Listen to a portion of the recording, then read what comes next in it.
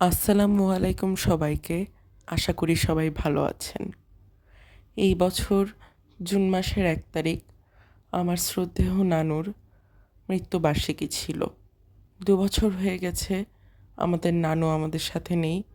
আল্লাহ তাআলা ওনাকে বেহেশত নসিব করুন।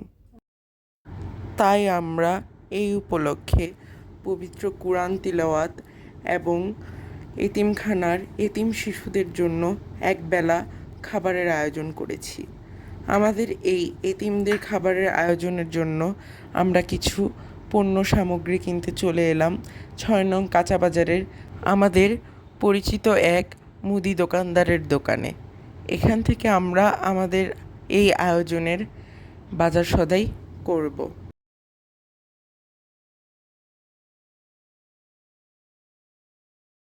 আমাদের পরিকল্পনা ছিল এই আয়োজনের জন্য মুরগির বিরিয়ানি রান্না করা, তাই আমরা সেই অনুযায়ী বাজার সদাই করে নিচ্ছি।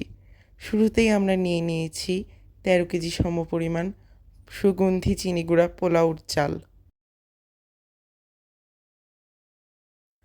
আমাদেরও কিন্তু একদিন না একদিন যেতে হবে এই না ফেরার দেশে।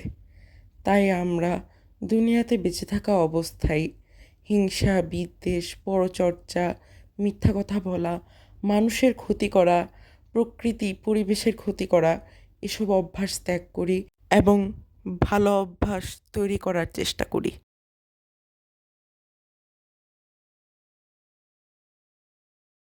আমরা সবাই সর্বদা নিজেদের অবস্থান এবং সামর্থ্য থেকে আমাদের চারপাশে থাকা আমাদের গরিব দুঃখী ভাই বোনদের পাশে দাঁড়ানোর চেষ্টা করব।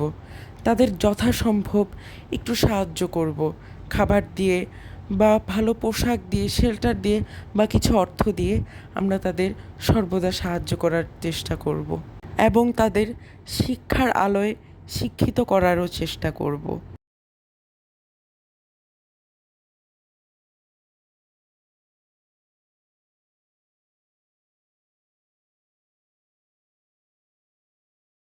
আমাদের শুকনা উপকরণগুলো ক্রয় করা হয়ে গেল।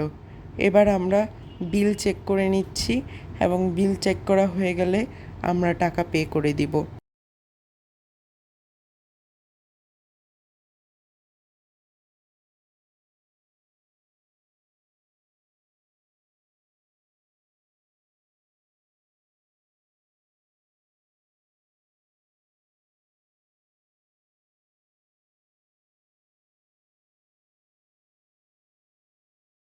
মুদি দোকান থেকে সদাই কেনা হয়ে গেলে আমরা চলে যাব আমাদের বাজারের অন্য সেকশনে।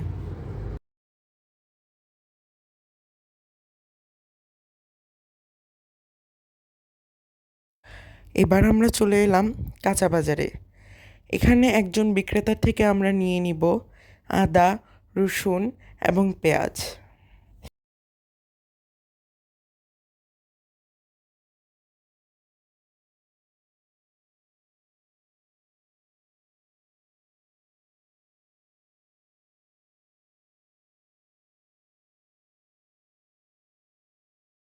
আদা, রসুন এবং পেঁয়াজ কেনা হয়ে গেলে আমরা চলে যাব পোলট্রি শপে।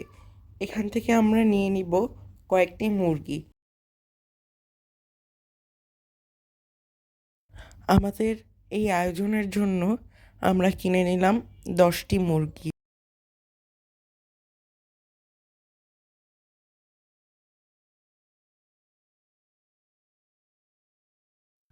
আমাদের আজকের আইটেমের সাথে খাওয়ার জন্য আমরা নিয়ে নিব সালাদের কিছু আইটেম।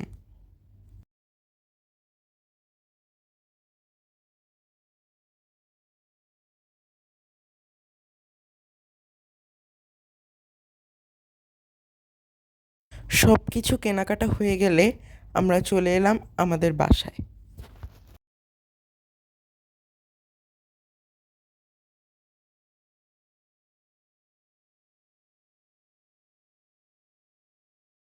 আমাদের ক্রয় করা মুরগিগুলোকে আমরা বাবুর্চিদের দেওয়ার আগে ভালোভাবে ওয়াশ করে সব কিছু পরিষ্কার করে টুকরো করে দিয়ে দিচ্ছি। এবার সকল সামগ্রী আমরা দিয়ে দিলাম আমাদের বাবুর্চিদের সব কিছু রান্না করার জন্য। আমিও চলে এলাম কমিউনিটি সেন্টারের পাকঘরে, যেখানে রান্না হচ্ছে আমাদের আজকের আয়োজনের খাবার।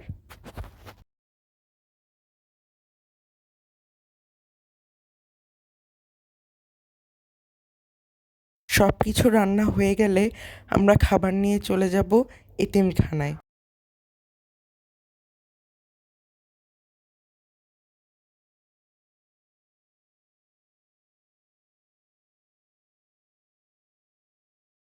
আমরা পৌঁছে গেলাম এতিমখানায়।